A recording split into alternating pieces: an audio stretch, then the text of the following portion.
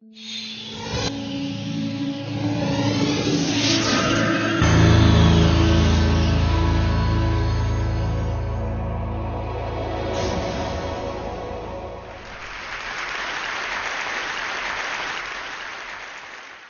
morning. How are you? It's been great, hasn't it? I've been blown away by the whole thing. In fact, I'm leaving.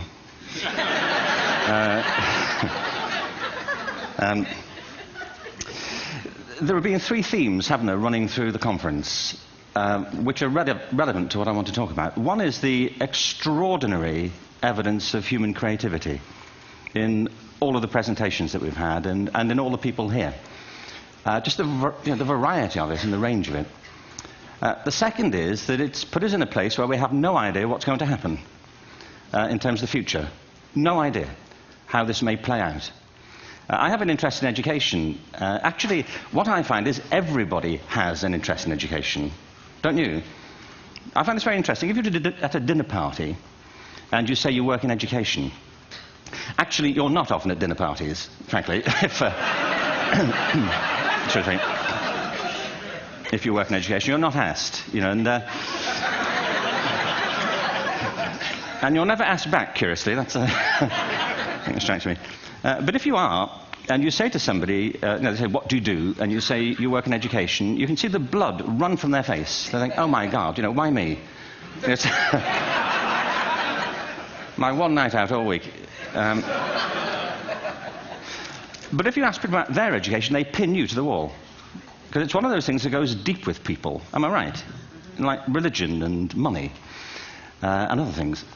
So I have a big interest in education, and I think we all do. We have a huge vested interest in it, partly because it's education that's meant to take us into this future that we can't grasp.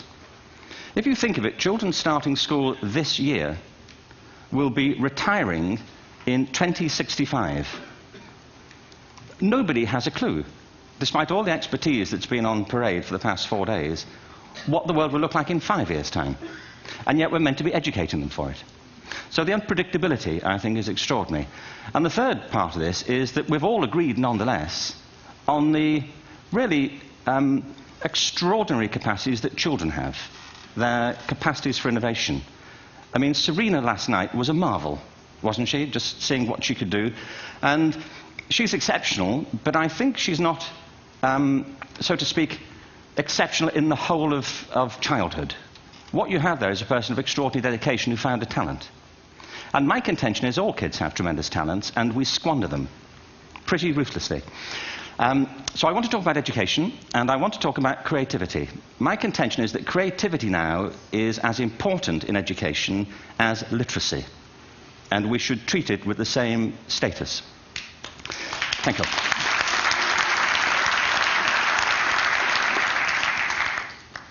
That was it, by the way. Thank you very much. So, 15 minutes left. Well, I was born... No, I had a great story recently, I love telling it, of a little girl who was in a drawing lesson. She was 6, and she was at the back drawing, and the teacher said this little girl hardly ever paid attention. And in this drawing lesson, she did. And the teacher was fascinated. She went over to her and she said, "What are you drawing?" And the girl said, "I'm drawing a picture of God." And the teacher said, "But nobody knows what God looks like." And the girl said, "They will in a minute."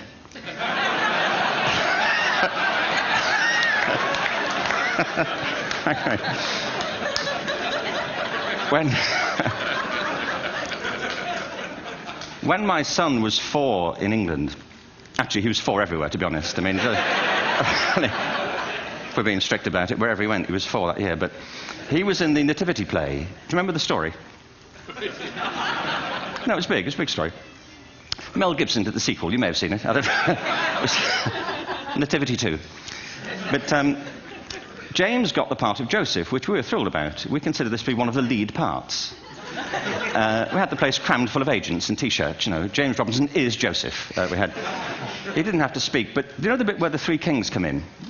They come in bearing gifts, and they bring gold, frankincense, and myrrh. This really happened. We're sitting there, and they, I think, just went out of sequence. Because we talked to the little boy afterwards and said, are you okay with that? And they said, yeah, why was that wrong? They just switched, I think that was it. Anyway, the three boys came in, little 4-year-olds with tea towels on their heads, and they put these boxes down. The first boy said, "I bring you gold." And the second boy said, "I bring you mare." And the third boy said, "Frank sent this."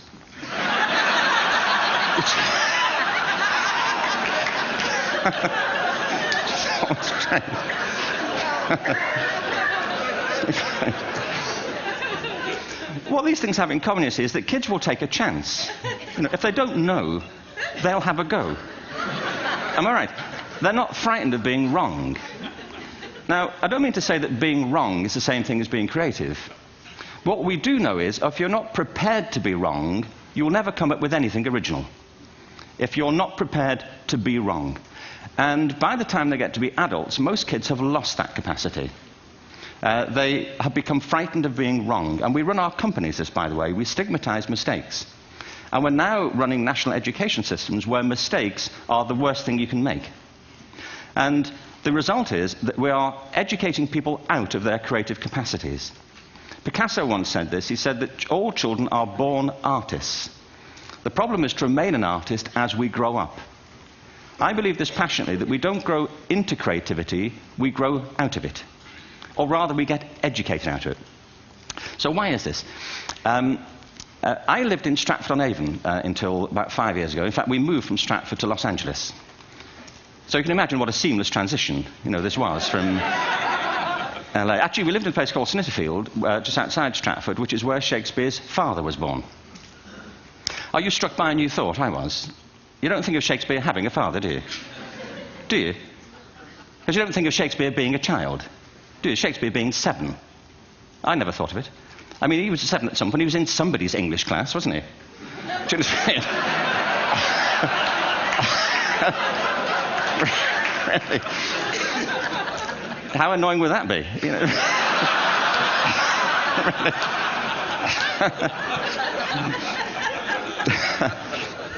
Must try harder. Being sent to bed by his dad to Shakespeare. Go to bed now, to William Shakespeare, and put the pencil down, and stop speaking like that. It's confusing everybody.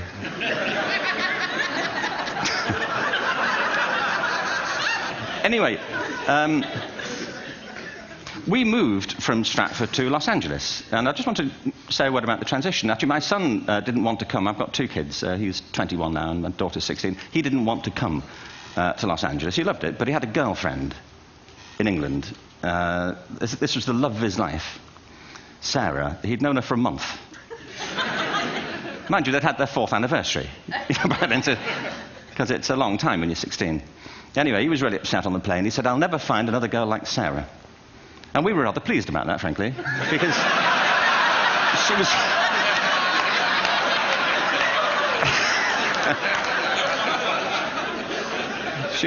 she was the main reason we were leaving the country.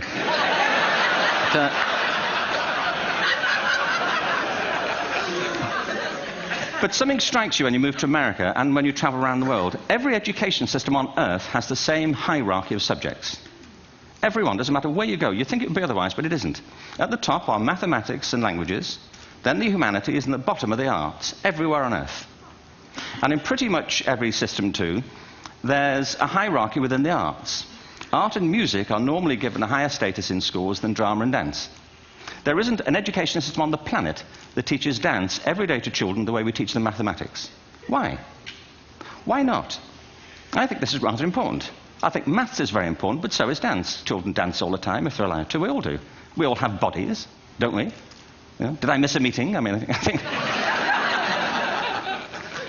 Truthfully, what happens is, as children grow up, we start to educate them progressively from the waist up. And then we focus on their heads, and slightly to one side. If you were to visit education as an alien and say, what's it for, public education, I think you'd have to conclude, if you look at the output, who really succeeds by this? Who does everything they should? Who gets all the brownie points? Who are the winners? I think you'd have to conclude the whole purpose of public education throughout the world is to produce university professors. Isn't it? They're the people who come out the top. And now, I used to be one. So there. But And I like university professors, but, you know, we shouldn't hold them up as the high watermark of all human achievement. They're just a form of life. You know, another form of life. But they're rather curious, and I say this out of affection for them. There's something curious about professors. In my experience, not all of them, but typically, they live in their heads. They live up there, and slightly to one side. They're disembodied, you know, in a kind of literal way. You know, they look upon their body as a form of transport for their heads. You know, it's... Don't they? It's a way of getting their head to meetings.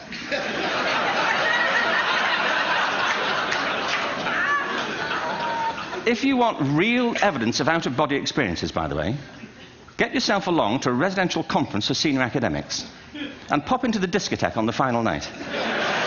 And there you will see it. Grown men and women writhing uncontrollably off the beat. Waiting to end so they can go home and write a paper about it. Now, our education system is predicated on the idea of academic ability. And there's a reason. The whole system was invented around the world. There were no public systems of education really before the 19th century. They all came into being to meet the needs of industrialism. So the hierarchy is rooted on two ideas. Number one, that the most useful subjects for work are at the top. So you were probably steered benignly away from things at school when you were a kid, things you liked, on the grounds you would never get a job doing that. Is that right?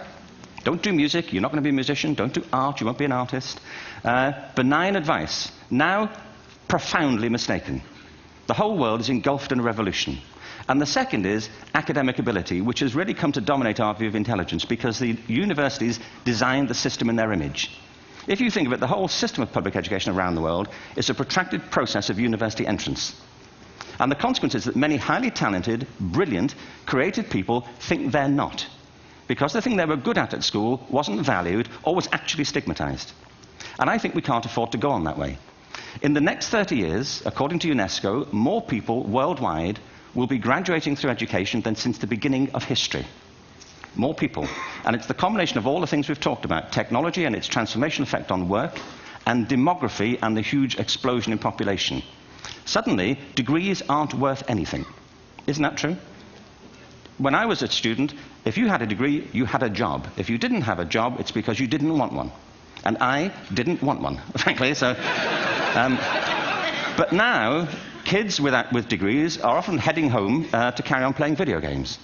Because you need an MA, where the previous job required a BA, and now you need a PhD for the other. It's a process of academic inflation, and it indicates the whole structure of education is shifting beneath our feet. We need to radically rethink our view of intelligence.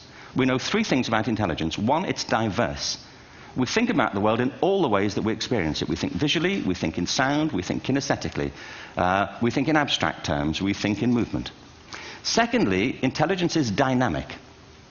If you look at the interactions of a human brain, as we heard yesterday from a number of presentations, intelligence is wonderfully interactive. The brain isn't divided into compartments. In fact, creativity, which I define as the process of having original ideas that have value, more often than not, comes about through the interaction of different disciplinary ways of seeing things. The brain is intentionally... By the way, there's a shaft of nerves that joins the two halves of the brain called the corpus callosum. It's thicker in women. Following on from Helen yesterday, I think this is probably why women are better at multitasking. Because you are. Aren't you? There's a raft of research, but I know it from my personal life. If my wife is cooking a meal at home, which is not often, thankfully, but, you know, if she's doing... No, she's good at some things. But if she's cooking, you know, she's dealing with people on the phone, she's talking to the kids, she's painting the ceiling, you know, she's doing open heart surgery over here. If I'm cooking, the door is shut, the kids are out, the phone's on the hook. If she comes in, I get annoyed. I say, Terry, please, I'm trying to fry an egg in here. You know, really.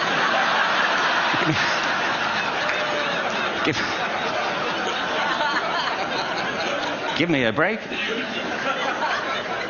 Actually, there was do you know that old philosophical thing? If a tree falls in a forest and nobody hears it, did it happen? Remember that old chestnut?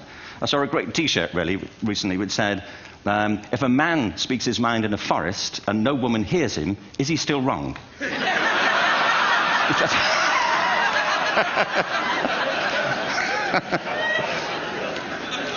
And the third thing about intelligence is it's distinct. I'm doing a new book at the moment called Epiphany, which is based on a series of interviews with people about how they discovered their talent. I'm fascinated by how people got to be there. It's really prompted by a conversation I had with a wonderful woman who most people have never heard of. She's called Gillian Lynn. Have you heard of her? Some have. She's a choreographer, and everybody knows her work. She did Cats and Phantom of the Opera. She's wonderful. I used to be on the board of the Royal Ballet in England, as you can see. And anyway, Gillian and I had lunch one day. I said, how'd you get to be a dancer? And she said it was interesting. When she was at school, she was really hopeless. And the school in the 30s wrote to her parents and said, we think Gillian has a learning disorder. She couldn't concentrate. She was fidgeting. I think now they'd say she had ADHD. Wouldn't you? But this was the 1930s, and ADHD hadn't been invented, at this point. So it wasn't an available condition. People weren't aware they could have that. Anyway, she went to see this specialist. So this oak-panelled room, and she was there with her mother, and she was led and sat on this chair at the end, and she sat on her hands for 20 minutes while this man talked to her mother about all the problems Gillian was having at school. And at the end of it, because she was disturbing people, her homework was always late and so on, little kid of 8, in the end, the doctor went and sat next to Gillian and said, Gillian, I've listened to all these things that your mother's told me. I need to speak to her privately. So he said, wait here, we'll be back. We won't be very long. And they went and left her. But as they went out the room, he turned on the radio that was sitting on his desk. And when they got out the room, he said to her mother, just stand and watch her. And the minute they left the room, she said she was on her feet, moving to the music. And they watched for a few minutes, and he turned to her mother, and he said, Mrs. Lynn, Gillian isn't sick. She's a dancer. Take her to a dance school. I said, what happened? He said, she did. I can't tell you how wonderful it was. We walked in this room, and it was full of people like me. People who couldn't sit still. People who had to move to think. Who had to move to think. They did ballet, they did tap, they did jazz, they did modern, they did contemporary. She was eventually auditioned for the Royal Ballet School. She became a soloist. She had a wonderful career at the Royal Ballet. She eventually graduated from the Royal Ballet School, found her own company, the Gillian Dance Company, met Andrew Lloyd Webber. She's been responsible for some of the most successful musical theatre productions in history. She's given pleasure to millions, and she's a multi-millionaire. Somebody else might have put her on medication and told her to calm down. Now, I think...